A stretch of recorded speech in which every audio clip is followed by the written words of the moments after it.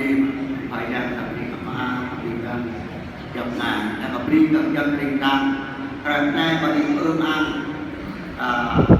thôi nặng rồi mời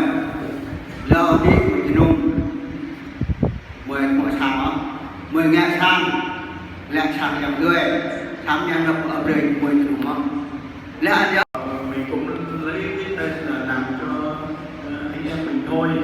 nhưng mà người ta không cho thành ra đi mỗi lần thì là dân làng đi lên mẹ bằng đen cầu nguyện với mẹ bằng đen xin mẹ giúp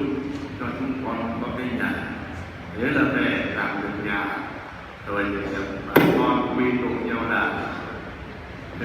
chẳng ai nói gì, cảm ơn Đức Mẹ như vậy đó. Một được hàng thế là